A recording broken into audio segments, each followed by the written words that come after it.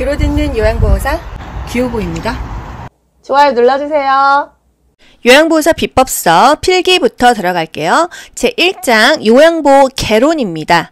요양보호 대상자를 이해해야 된다. 왜? 우리가 요양보호사를 지금 자격증을 따고 있어요. 그 대상자의 특성을 이해해야지 더 올바른 요양보호를 할 수 있겠죠? 대상자가 보통은 노인입니다. 그래서 우리가 노년기의 특성을 배우죠. 대상자 아니더라도 우리가 이제 나이를 먹으면서요. 나의 노후에 대해서도 내 특성을 알아야 돼요. 신체적인 특성? 다 나빠지고 다 떨어진다 이거예요. 그쵸? 심리적인 특성에서는요. 증가하는 것이 있고 감소하는 게 있어요. 한번 볼게요. 일단 나이 먹으면은요. 몸은 다 나빠진다. 세포는 늙죠. 노화되고 뼈도 줄어들고 근육도 위축되고 키도 줄어들고 피하 지방이 없어지니까 껍데기만 남죠. 오동통하니 예쁜 게 아니라 이렇게 껍질만 남습니다.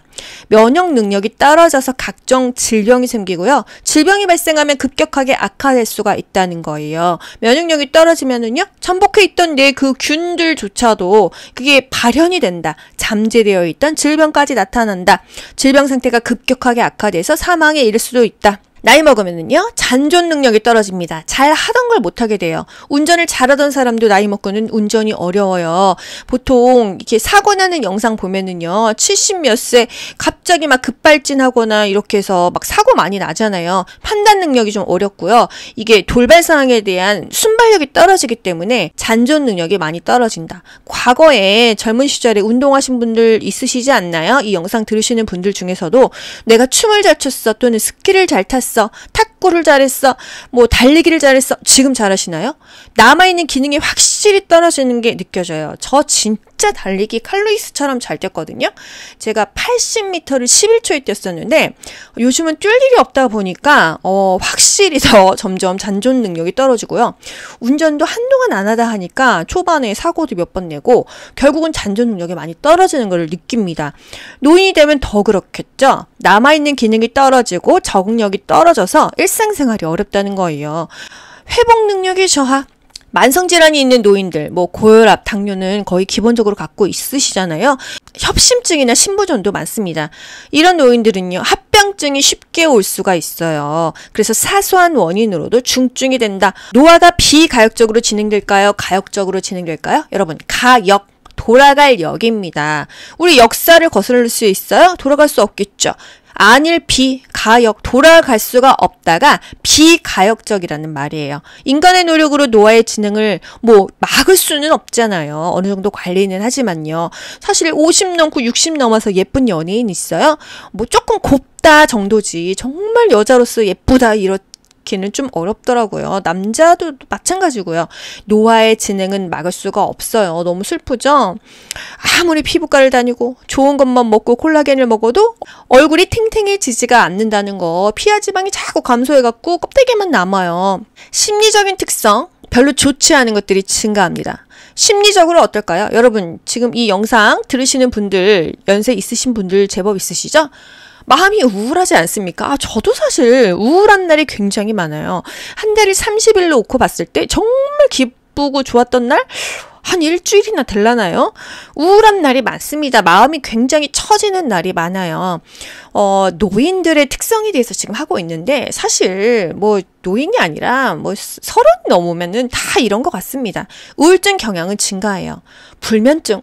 저는 사실 불면증이 뭔지도 모르고 살았는데 요즘에는 좀 느껴요. 이렇게 수면의 질이 높지가 않고 고민이 많으니까 잠이 잘 안 와요. 노인이 되면은 이렇게 규칙적으로 잘 주무시는 분, 일찍 깨시는 분 있지만 불면증이 많다는 거. 식욕이 부진한다. 밥맛이 없다. 먹긴 먹어. 그런데 밥맛이 없어. 체중이 감소된다. 또는 체중이 늘어나시는 분들도 있긴 하죠. 기억력은 확실히 떨어집니다. 흥미있는 일이 막 있지 않아요. 뭔가 의욕도 상실되죠. 사회적인 활동도 감소하죠. 사람들 만나는 거 기피하게 돼요. 저도 귀찮아요. 나이 먹으면 더 하겠죠. 조심성의 증가. 너무 조심하다 보니까 결단도 느려, 행동도 느려, 매사에 너무 신중해지고 망설이게 됩니다. 자신감이 떨어져서 그렇죠. 자기 의견을 잘 못 내고요. 결정장애 있으신 여자분들 정말 많아요. 저도 사실 결정장애가 심각하게 있었는데 요즘에는 그냥 고민한다고 되는 게 아니기 때문에 깊게 고민하되 짧은 시간에 결정을 하고요. 뒤돌아보지 않으려고 합니다. 이런 것들이 다 조심성이 증가돼서 그렇다. 시험 문제가 어떻게 나와요? 결단이나 행동이 느려지고 매사에 신중해진다, 망설여진다. 이것은 어떤 특성이냐? 조심성이 증가해서 그렇다. 이렇게 연결하셔야 돼요. 아시겠죠? 그럼 이건 뭘까요? 익숙한 것만 원한다. 습관적인 태도나 방법만 고수한다? 이건 뭐예요? 경직성이 증가돼서 그래요. 경직되어 있다는 거는요. 유연하지가 않다는 거 아니겠습니까? 경직, 굳어 있다는 거예요. 새로운 변화를 싫어하고요. 뭔가 유도리 있는 거가 싫고 도전하는 게 두렵다는 거죠. 또 우리가 젊었을 때는요. 나 혼자 살아도 돼. 난 비혼주의야. 근데 나이 먹으면요. 누구 의지할 사람 누구 하나라도 있었으면 좋겠어요. 신체적, 경제적, 정신적, 사회적, 심리적, 정서적으로 다른 사람에게 더 의존하게 됩니다. 저도 약간 그런 경향이 있어요. 이전에는 내 인생은 나이건 막 이랬는데 요즘에는 자꾸 남자친구에게 더 의존하게 되고요. 뭔가 내가 혼자 결정하는 것이 두려워서 한 번씩 더 의사를 물어보고요. 결정 장애가 점점 심해지는 것을 좀 느끼긴 느꼈어요. 생에 대한 회고의 경향 증가. 그때 참 좋았었는데 이게 노인뿐만 아니라 저도 그렇거든요. 그때 진짜 젊었는데 그때 좋았었는데 이게 뭐예요? 생에 대한 회고의 경향이 증가하는 겁니다. 친근한 사물에 대한 애착심이 증가합니다. 이거는 뭐 사람마다 조금 다를 수 있는데요. 친근한 물건에 대해서 애착이 강해요. 그래서 오랫동안 가지고 있던 그런 물건들에 대해서 애착이 있다. 만약에 엄마가 아끼던 물건이 있어요. 근데 요양원 가셔야 돼요. 그랬을 때 그 물건을 같이 보내드리면 마음이 어느 정도 안정되는 부분도 있다는 거. 유산을 남기려는 경향도 증가합니다. 이 유산이 남겨줄 돈이 없어. 꼭 그런 유산만은 아니에요. 내가 이 세상을 왔다 갔다는 증거가 좀 있었으면 좋겠다. 흔적 좀 남겼으면 좋겠다. 나 이렇게 허망하게 살다 가기엔 좀 아쉽다. 이런 거죠. 그래서 호랑이는 죽어서 가죽을 남기고 사람은 죽어서 이름을 남긴다. 이 말이 왜 있겠어요? 내가 가치 있는 삶을 살았다는 것을 인정받고 싶기 때문이에요. 그 인정의 욕구가 굉장히 나이 먹을수록 심해지는 것 같아요. 저희 엄마도 내가 이렇게 자식들 대학 다 보내고 이렇게 사는 것에 대해서 인정을 엄청 받고 싶어 하셨거든요. 자식들 잘 키웠다 이런 것에 대해서. 근데 그 소리가 정말 듣기 싫었었는데 이게 노년기의 특성이라는 거예요. 내가 뭔가 남겼다. 이 생을 한 획을 그었다. 이런 것을 굉장히 인정받고 싶어 합니다. 이 강의를 들으시는 분들은요. 부모님이나 대상자가 내가 예전에는 이러이러했어. 우리 자식들이 의사야. 잘 컸어. 이러면은 그러셨구나. 좋으시겠어요. 이렇게 인정을 해주셔야 돼요. 그런데 내가 만약에 막 그렇게 인정받고 싶은 거는 조금 자제하셔야 돼요. 그렇게 보기 좋지도 않고 옆 사람이 좀 피곤할 수 있거든요. 무슨 말인지 아시죠? 심리적인 특성. 나이 먹으면요. 일단 어때요? 내가 할 일이 없습니다. 사회적인 역할이 없어요. 돈도요, 젊었을 때처럼 잘 못 벌죠? 빈곤할 수가 있고, 커뮤니케이션 할 사람이 없습니다. 친구가 있거나, 직장 동료가 있거나 그렇지 않아요. 인간관계는 점점 협소해집니다.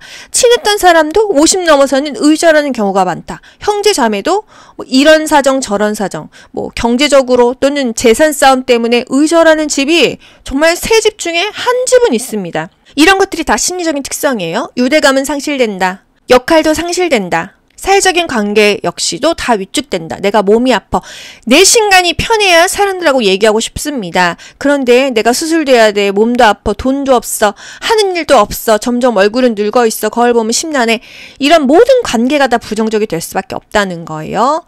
저도 굉장히 친하게 지냈던 이 친구들 또는 언니들이 뭔가 이렇게 집안에 우환이 있으면 다 잠수를 탑니다. 왜? 내가 마음이 괴로우면 아무도 만나고 싶지 않거든요. 그렇게 되면은 내가 원하지 않았어도 그 인간관계가 끝날 수가 있어요. 그렇기 때문에 사회적인 관계도 위축될 수밖에 없다는 거. 가족관계 변화와 노인 부양. 현대사의 가족의 변화를 볼게요. 노인을 부양할 때 공적 부양과 사적 부양을 협력적으로 병행해야 됩니다. 공적 부양은요, 나라에서 어떤 제도나 사회보장 제도로 도와주는 거예요. 사적 부양은요, 노인 자신이 자기의 노후를 준비하거나 자녀가 준비하는 것입니다. 건강한 노화를 위한 방법, 이런 것도 국가고시에 나오는데요. 여러분 상식선에서 한번 생각해 볼까요? 내가 건강하려면 어떻게 해야 돼요? 일단 치매 안 걸리게 뇌 자극 주는 활동도 한다. 지역 봉사활동도 나간다. 정기적으로 건강검진을 받으면은 아무래도 더 건강해지겠죠. 빨리빨리 아픈 것을 잡아내서 치료할 수 있으니까요. 만성질환의 유무를 정기적으로 확인한다. 고혈압은 어떤지 병원 가서 또는 약국 가서 혈압을 재봐요. 그런 방법들이 있겠죠? 노인 부양 문제 개선 방안으로 사회보험 제도를 통해서 세대 통합을 증진한다. 사회보험 제도, 이 국민들을 위한 나라에서 해주는 여러 가지 제도를 통해서 세대 통합을 증진합니다. 세대 간의 갈등을 조절한다. 노인 재교육 프로그램을 통해서 제2의 직업, 제3의 직업을 갖게 되죠. 돈을 벌면서 삶의 또 그 변화에 대비한다. 지금 뭐 100세 시대에 내가 뭐 60세에 정년퇴임하면 앞으로 남은 50년을 어떻게 살 거예요?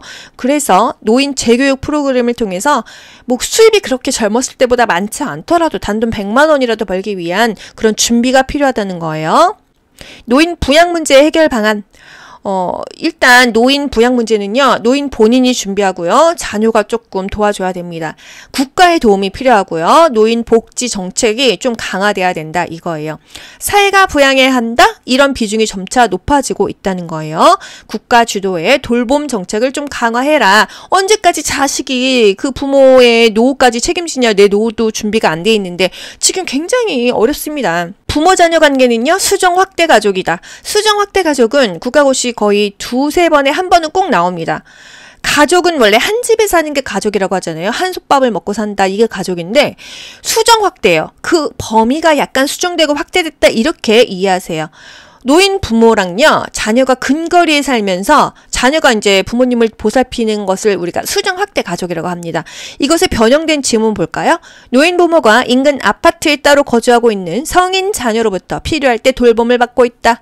성인 자녀가 근거리에 살면서 노부모를 보살핀다. 아시겠죠? 근처 살면서 자녀가 간간히 보살펴 주는 것을 우리가 수정 확대 가족이라고 합니다. 이런 경우가 많아요. 직접 모시고 살지 않는 경우가 요즘에는 많습니다. 빈 둥지 증후군, 둥지가 비었다. 왜 비었을까? 자녀가 결혼했어요. 부부만 남습니다. 남편이 죽었다. 빈 둥지 아니에요. 살면서 가장 큰 스트레스가 뭘까요? 첫 번째가 배우자의 사망입니다. 두 번째가 친한 친구의 죽음이에요. 또 조부모와 손자, 손녀의 관계, 이것도 국가고시에 나온 적이 있는데요. 할머니, 할아버지는요, 아이고 우리 애기 이쁘다, 많이 먹어 우쭈쭈 무한한 사랑을 주기 때문에 애들이 그 부모로부터 받는 어떤 자잘한 스트레스와는 다르다는 거예요. 그래서 아낌없이 사랑을 주면 그 사람이 자존감이 올라가죠. 그래서 손자, 손녀의 긍정적인 자아 형성에 조부모가 기여를 할 수 있다. 이해되시죠? 여러분 모두 합격! 가자! 안녕! 좋아요 눌러주세요.